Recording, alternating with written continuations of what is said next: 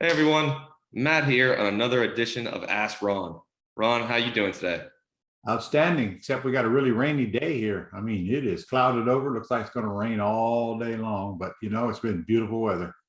For Yep. all you snowbirds that are having a rough time with the weather right now, there might be a house or two available still in Florida if you want to make the move. I don't know. They're going fast. Maybe one or two left. Yeah. All right, we got a few questions today, so we'll go ahead and jump right into it. Now, wait a minute. Before we get started, I got to show you my T-shirt here. It's really relevant here. Yeah, let's see this. All right. Can you read it? There we go. Can you read it? I can explain it to you, but I can't understand it for you. That's it. That's right. That's what we're trying to do right now. Those are some wise words for sure. All right. Let's see. The first question we have today is from Shauna out in Colorado. Shauna says, we are living in a home that needs quite a bit of work. We have decided that we want to move and either rent it out or lease option it out. May we transfer it from our personal residence to our business so that we can deduct the repairs? Shauna, first of all, there's no way I'd rent it. I would absolutely lease option it. And that makes the repairs the responsibility of the tenant buyer if you've been trained by me. Now, I don't know what repairs you're referring to, but if it's a lot of work, you can always lease option it on a work for equity program, give them a little discount on the price where they still do the repairs with their own labor and their own money. I wouldn't, I don't know what, I'm just pulling it out of the air because I have no idea what degree of the repairs that are needed for the house. I assume if you're living in it, they're not that bad. So I would put it out there for at least 30 days as is, especially as hot as this market is right now. Now, I wish you'd told me what you think the ARV is right now, because I'm telling you, I put it out there at ARV right now in the condition it is in, simply because I put it out way above ARV if it was in excellent condition. So put it out there on lease option, and remember, you don't name the down, you don't name the monthly. You let them tell you what's the most they can pay. And if you haven't been trained by me, this would be a good time to do it. I'm doing a live event in November in Jacksonville, Florida, and won't be doing another one for a couple, 3 months. So maybe you ought to get there, and you'll know what to do with that house when you leave for sure. Yeah, that's right. As far as writing it off, if you don't write a check for repairs, you don't have to write it off. That would be my ideal solution. All right. There we go, Shauna. The next one we have. Let me dwell on that a little bit, though. You do not want to convert it to you can put a tenant buyer in it and still sell it as your residence and not have to pay income taxes on the gain. If you call this thing a business property, you literally will pay taxes on the gain until I show you how not to pay taxes on it. There's 3 ways that I teach where you don't pay taxes when you sell real estate. But you need to talk to a CPA before you go converting a residence to a business, because likely will tell you no, no, no. Nice. All right. The next question we have is from Larry in Kansas. Larry says, how do I get my insurance policy to the mortgage company without them knowing it has been sold when the policy is in my LLC's name? You don't need to worry about them knowing about it's been sold. You're assuming there's somebody sitting down there in the insurance department that's going to call the due on sale, call the loan due department immediately and say, hey, we got one. No, don't work that way, man. First of all, these departments are probably totally 2 different states. They don't communicate with each other. It's totally irrelevant. And frankly, I doubt your lender cares if the property's been sold at all, as long as the payments come in. You are just grossly overanalyzing this in your mind, which tells me you're probably one of them thinker brains that we have to work on slowly to bring along. Don't worry about that. You're not guaranteeing debt. You're not making any promises that you can't keep. That's clearly spelled out in your CYA letter when you close with the seller. The bank did call the loan due. Contact us, and I'll tell you what to do about it. But the chances of that about as chances of me getting skinny here by next Thursday. So don't worry about it, man. Just insure it. Make sure the mortgagee's on there now. Mortgagee has to be named. Doesn't make any difference who's named the policies then. All right, nice. Let's see. Moving on down the line here. The next one we have is from Samuel in Virginia. Samuel. Samuel says, hello, Ron. I just took my 401 retirement account and converted it into a Roth IRA. My plan was to use it to buy property so I could put that property in my IRA. But that is until I listened to the Structuring Your Empire podcast episode on the Mentor podcast. Do I need to set up an LLC for the Roth IRA and a manager? Okay. First of all, I doubt you took it from your 401k. Well, you might have been able to, yeah. Usually when people take money out of a 401k that a company controls, they have to put it in their traditional IRA, then transfer it to their Roth. I don't really know the details behind yours, but anyway, if you got it in your Roth, yes. Well, now you are set up to take that money and invest it and get a high rate of return on it. So here's some tips. Yes, you should have an LLC that is 100% owned by your Roth IRA. Now there is a lesson on that on the Go Club site. You will need a operating agreement specifically for a IRA owned Roth. There is a simple one on the Go Club site, but I strongly suggest you get a hold of Bob Bloom and get a better one. Bob Bloom out of Dallas, he's the attorney that's doing all the estate planning for our people. In fact, have him form the LLC and just tell him you want the operating agreement to go with the IRA. It won't cost you anymore. It's only $4.95 for him to do all that for you. And you get a nice book and cheap. Believe me, he charges 3 times that if you don't go through us. So yes, you will need a LLC. And then from the time the LLC is formed, you're going to do business in that LLC for your IRA.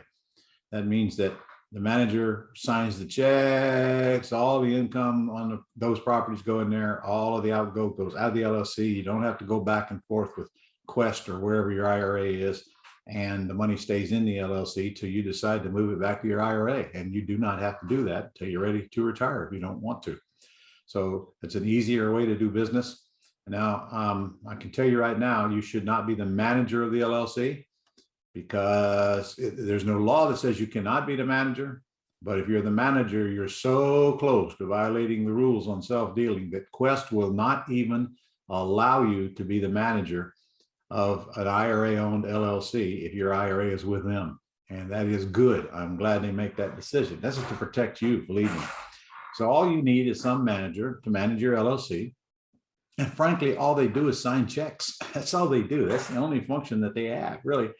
Well, that's not true. They also will sign a deed.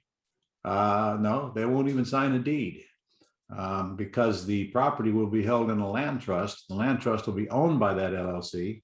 So actually, the trustee signs the deed, not the manager of the LLC. So the LLC practically does nothing. So if you want to, you just have the manager just sign some checks and you hold on to them. But you can't sign the checks. You can't do business with that LLC. You can't borrow money from it, lend money to it. Neither can anybody in your linear descent. It's your parents, grandparents, children, grandchildren. You can't do, none of that group can be compensated in any way from that LLC or from your IRA. That includes the same group for your spouse. So as long as you, that manager is not in that group, well, that manager is not going to be compensated anyway, frankly. So it doesn't really matter. But just get somebody to manage the thing, and maybe a brother or a sister or some relative or a friend or an employee or anybody. It doesn't make any difference who it is. I have an employee managing my IRA owned LLC. I hope that answers that question. I mean, that's a whole seminar there in 3 minutes. No, that was pretty good. All right. Moving to the next question, we have Frank out in Mississippi. Okay, Frank. Frank says, hey, Ron, I cannot use my virtual assistant right now as I don't have the money. What is the best way to talk to the seller, or do you have a script that teaches how to do it? Now, Frank, you know I do. It's in my terms course. It's in my Quick Start Bootcamp manual. In fact, it's even on the Go Club site for free. So the scripts are there. They're short, they're sweet, but the key is in practicing them. In fact, I believe, maybe you can help me here, Matt, are the 12 mistakes that people make on the Go Club site on the phone? I don't remember. I believe so. And there's also a podcast episode that goes over that as well. But it doesn't go over the 12 mistakes. And I think that's the most frequent mistakes that. Yeah, most frequent. All right.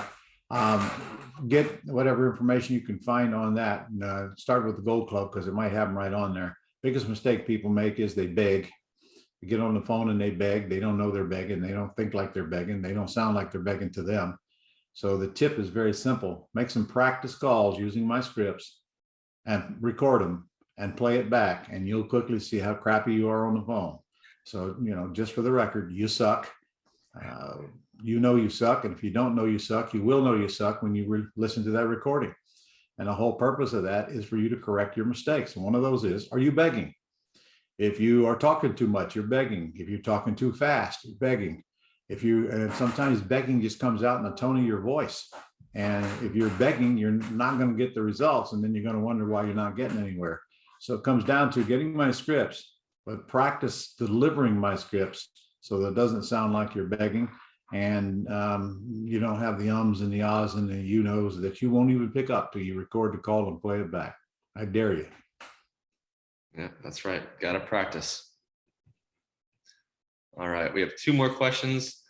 The next one is from Roxanna in Colorado. Hey, I got a question.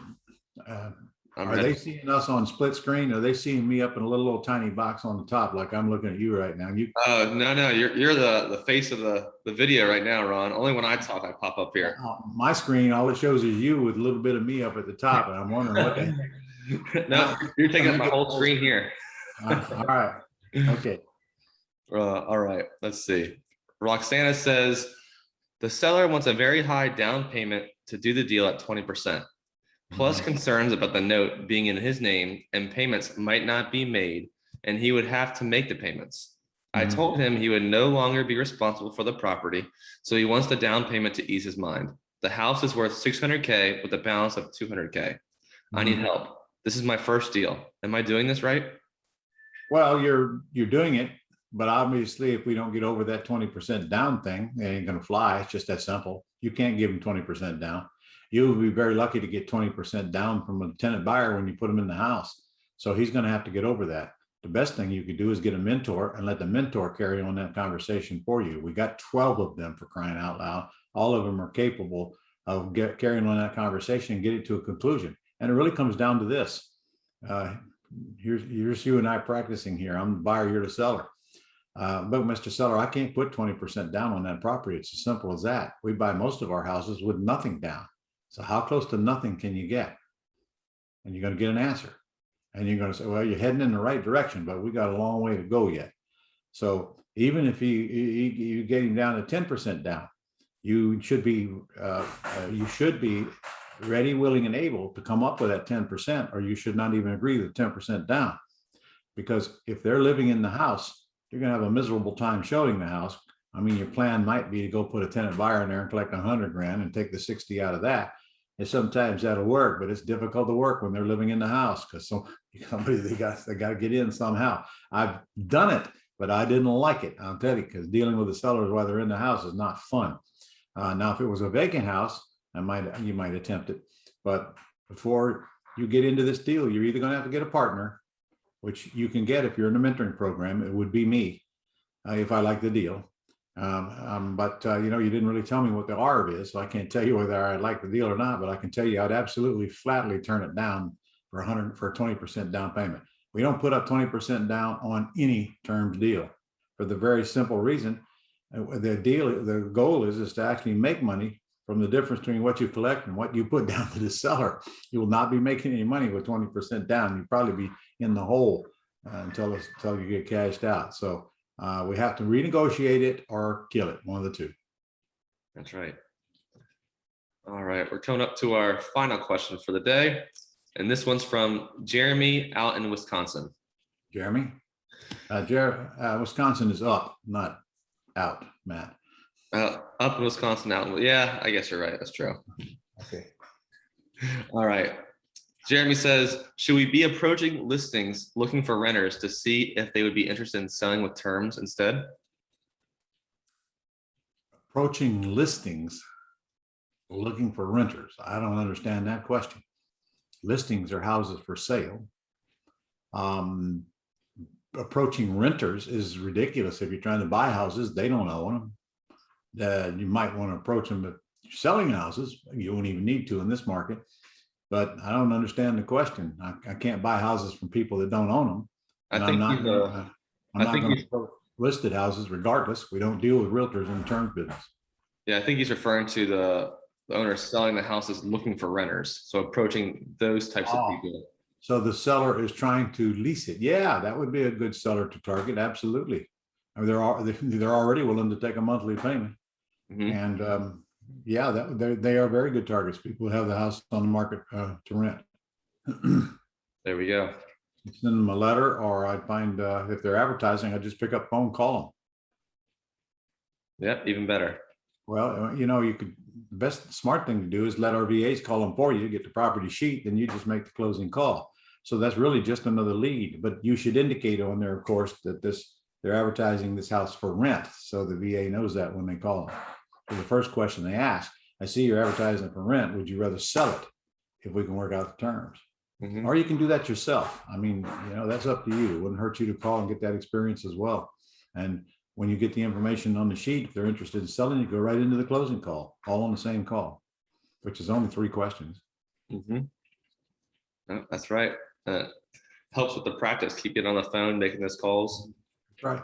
Tape record the call and play it back, ladies and gentlemen. Do yourself a favor. You cannot see the mistakes you're making by listening to your call while you're doing it. You can't. You got to record it and play it back. You need a barf bag close by. You'll see how crappy you did. Trust me, everybody sucks when they start making those calls. So got to unsuck as soon as possible. That's only going to take practice. All right, Ron, I think that was all the questions we had for today. That's it, huh? Okay.